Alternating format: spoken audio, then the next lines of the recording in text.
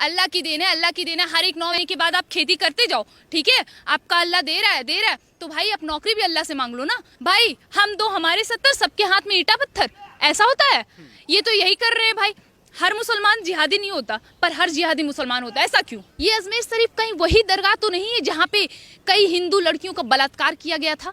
इस देश में तो एक स्त्री पर बात आई तो महाभारत और रामायण जैसे युद्ध छिड़ गए, और इस देश में उतने बड़े दरगाह में इतनी सारी हिंदू लड़कियों का बलात्कार हुआ। अगर याद है तो फिर से खड़े होइए, और उसके बाद भी आपको कोई हिंदू अजमेर शरीफ या किसी भी दरगाह पर चादर चढ़ाते हुए दिख जाए तो समझ लीजिए वो हिंदू हो ही नहीं सकता, या तो उसने खतना करवाया है। अखिलेश जी के सांसद हैं बर्क, उनका कहना है कि बच्चा अल्लाह की देन है और उसके खाने पीने का सब इंतजाम ऊपर से हो गया। अच्छा देखिए, यही बात है। आज बच्चे अल्लाह की देन है, इसीलिए तुम पैदाइश मत रोकना, हर 9 महीने के बाद तुम खेती करना। भाई क्या करता है अल्लाह?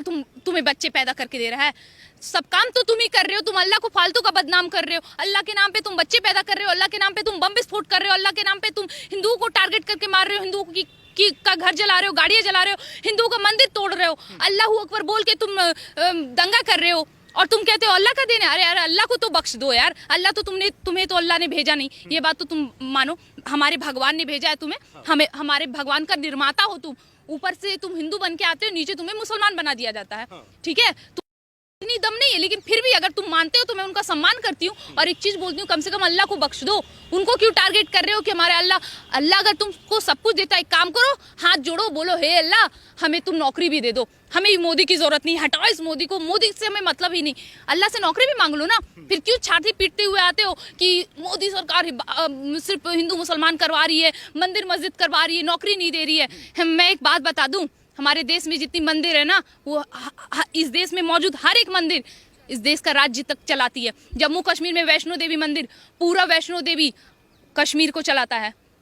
आपको पता है हमारे देश में जितने हर एक मंदिर से टैक्स आता है, जिसकी वजह से हमारा देश चल रहा है। आर्थिक जो हमारा देश का स्थिति है ना, हमारे मंदिरों की वजह से। और रही बात नौकरी की, तो अमरनाथ जाइए, वहाँ पे आपको अमरनाथ केदारनाथ में जो ऊपर उठा के जाते हैं ना, वो सबके सब मुसलमान रहते हैं।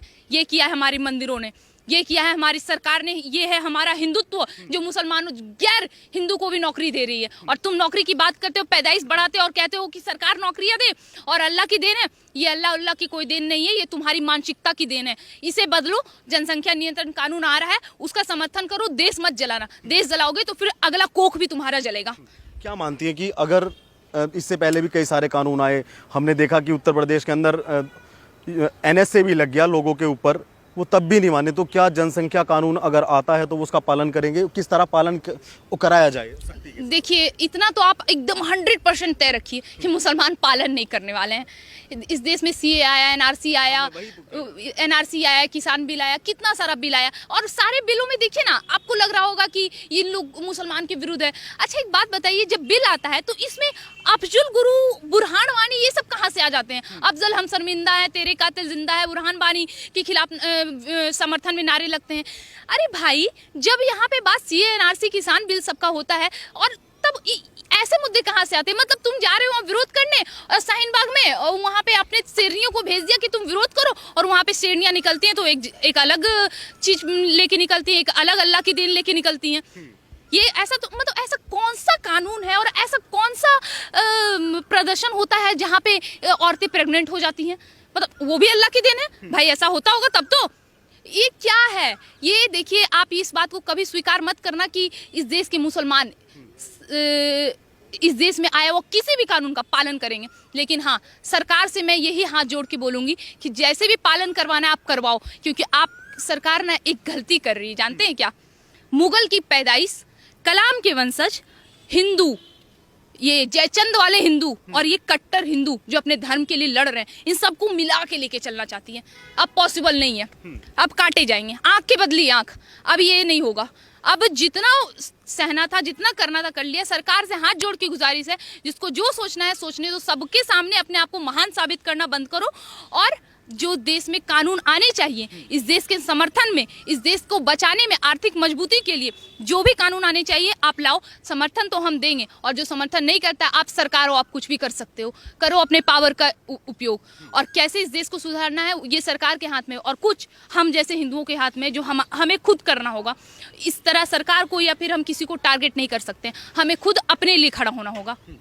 दूसरा सवाल मैं अजमेर की दरगाह पे पूछूंगा, जहाँ पे रोज़ लाखों की संख्या में जाते थे लोग, दरगाह पे मत्था टेकते थे। बॉलीवुड के भी हमने कई सितारे देखे कि अपनी फिल्म आने से पहले वहाँ मन्नत मांगते थे।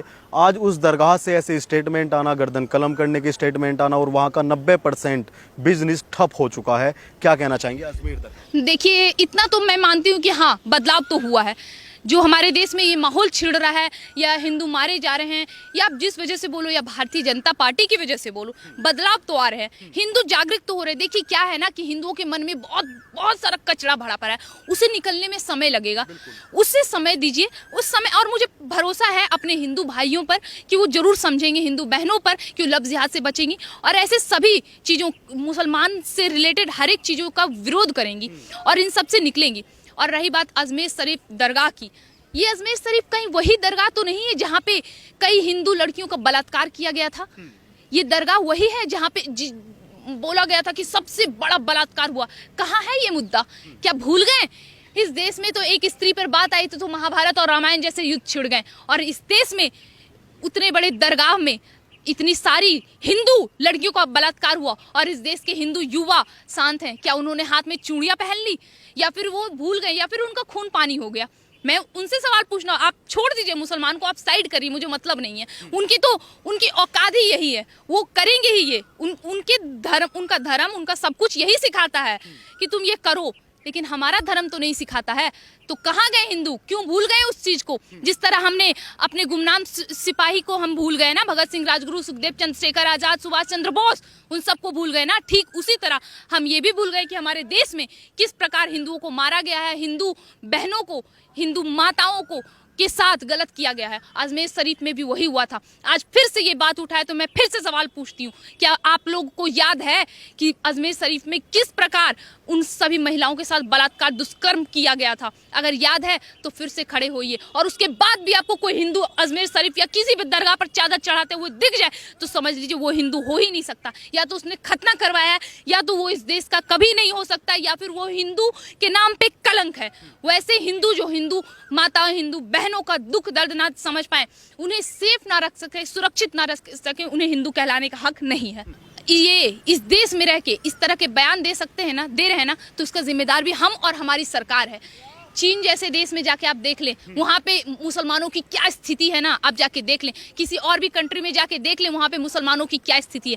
इसी देश के मुसलमान को खतरा महसूस होता है, और इसी देश के मुसलमान हिंदुओं को मारते हैं। क्यों? ऐसा क्यों?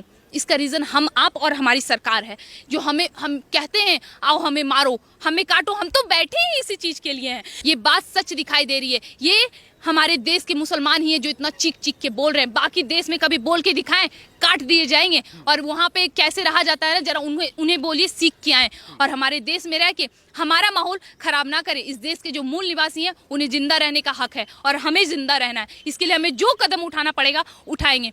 हमने शास्त्र भी पढ़ा है, हमने शस्त्र भी चलाया है। अब तुम पे डिपेंड है। हम तो इतने दिन से वार्तालाप कर रहे हैं, हमारी बात अगर उनके कानों तक जा रही है, अगर तुम समझ सकते हो तो ठीक है, वरना शस्त्र उठाने में ज्यादा समय नहीं लगेगा। जरूरी नहीं हम जिंदा रहें, लेकिन अकेले भी नहीं मरेंगे, इस बात को भी याद रखें।